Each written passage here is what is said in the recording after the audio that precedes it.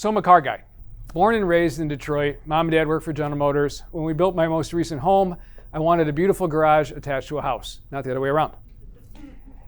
And the one thing you know when you're a car guy is you know who to buy a car from, especially when it comes to a classic car. You know to buy it from a mechanic. They know the maintenance schedules and they have the best cared for cars. So how does that apply to me? Well, I'm not a mechanic, I'm a physician. I'm actually trained to work on the most complicated machine known to man. So you would think I'd be in good shape. I'd take good care of my health. I'd know the maintenance schedule for a human body, all of which I do. But it turns out this classic in front of you turned out to be a clunker. Found out the hard way 2 years ago that I was about to move from the bedside to the bed. And that journey was a very difficult one for me. And it created some personal pivot points, but more importantly for today, some professional pivot points that I'll get to talk to you about.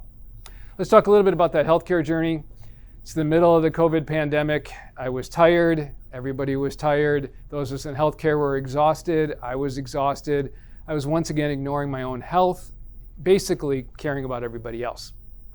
Fast forward to 2022, finally had appointments with my primary care physician and a cardiologist. And it turns out my mitral valve had failed. I needed surgery sooner than later. And on top of that, I got diagnosed with diabetes. Really poorly controlled diabetes with complications of the disease already. I was pretty mad at myself. I was pretty mad at the world. I had gone 10 years without a meaningful visit with a physician. That's like going 300,000 miles without getting your oil changed. Doesn't end well for the car, didn't end well for me. Fast forward to April 26, 2022, and they stopped my heart for 71 minutes to repair it. I actually have that tattooed on the inside of my arm here so I never forget. And as I lay there in the intensive care unit, I knew how lucky I was. I knew I had to make some really important personal pivots, take better care of myself, not go 10 years without a doctor's appointment again, eat better, get in shape, be there for my kids, be there for my wife, be there for our company. But more importantly, I realized I was now in the bed. And I had the opportunity from a patient's perspective to bring a different perspective when it comes to the priorities for our company, both for our employees and our patients, and use that experience to make a difference. So pivot point number one really has to do with our employees. You see, I went 10 years without an appointment.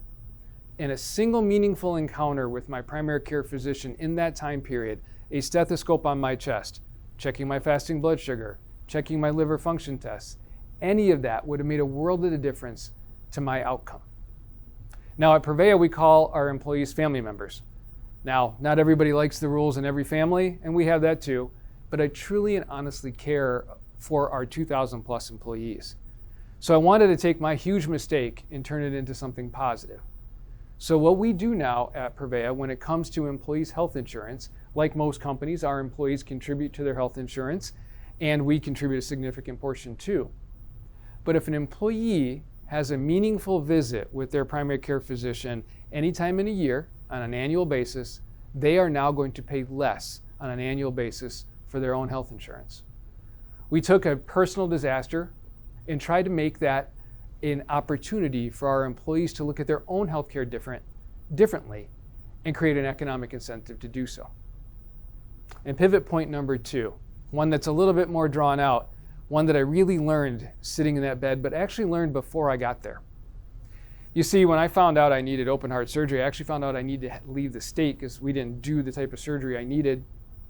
I also needed a CAT scan. I needed a cardiac catheterization. I needed a bunch of labs. I needed a diabetic educator. How long do you think it took me to set all of that up? It took a day. It actually took about 3 text messages. Because what I did for a living and because who I was in our industry, I was able to get all of that set up in a single day.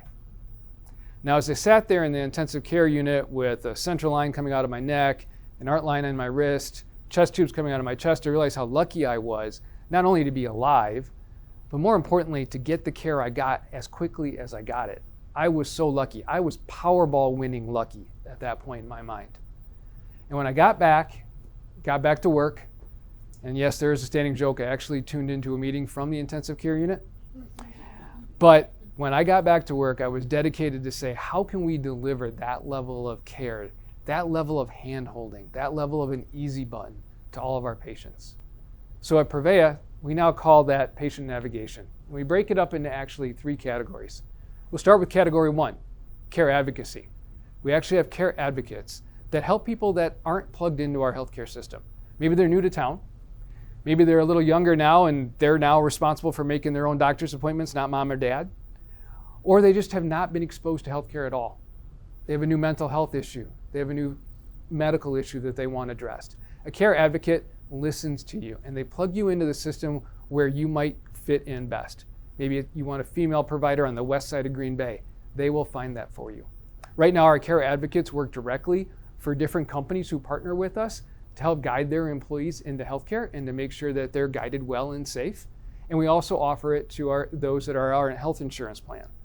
But coming next, our care advocates will be available to the entire community, and not only people, but leveraging technology to scale that service even farther. The second category is called care navigation, and we actually have care navigators. Care navigators are really there for people who have a disease process or an issue that has a beginning and an end. Kind of like my heart surgery, had a beginning and an end, a good end. They actually help you set up all of your appointments, get you into that operating room, take care of you when you leave, get all those appointments set up for the home health care, the durable medical equipment you might need at home after surgery, say you had hip surgery. Care navigators are there for you at the beginning, all the way through the end. Think about it. A woman on a Saturday morning finds a breast lump. On Monday, she needs to have a mammogram, probably an ultrasound, a biopsy. Biopsy results in 48 hours. Then needs to see a surgeon because unfortunately the biopsy came back saying that she has cancer. Multiple appointments with cancer doctors, with physical therapy, occupational therapy. And think of one person who literally looks you in the eye, looks that woman in the eye and says, I got you. I got your back. I'm going to hold your hand through this whole process and you're going to have a great outcome. That is what a care navigator at Prevea does when our disease process or an issue has a beginning and an end to it.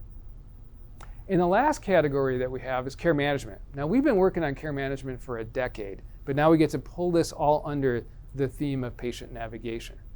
And really, care management is there for those of us, I get to say those of us now because I have it, that have a chronic disease. Say you have diabetes, say you have high blood pressure. For those people, it's really important that we stay in touch and we coordinate everything that goes on in their lives between their appointments. Because guess what? You may only see your physician every 90 days or every 6 months with a chronic disease, but that doesn't mean the disease goes away. You're gonna have good days and you're gonna have bad days. And trust me, we have a lot of bad days. You have days where your blood sugars are out of control and you don't know why and you need help. You may need gentle reminders. You may need somebody checking up on you, tuning into you virtually on your blood pressures or your weights if you have congestive heart failure. That is what care management does. A care manager is there for you throughout your chronic disease process to help you on the days when you're not in our office. So patient navigation is care advocacy, care navigation, and care management. We wanted to create an easy button, and we did. And we hope to continue to expand about that. So you think about it, took a really bad situation, a really bad personal experience, being in that bed, to teach me personally how to refocus some of our efforts in our own industry, in our own company. First, focusing on our employees. How can they look at healthcare differently? How can we help them look at healthcare differently and financially incentivize that? And more importantly, how can we as a group of providers, a group of physicians, really provide what we've always wanted to do? Provide that easy button for our patients. How do we make those right investments to make sure that you're never forgotten, that you're never alone in that process, just like I was never alone and just like I had that easy button. Thank you.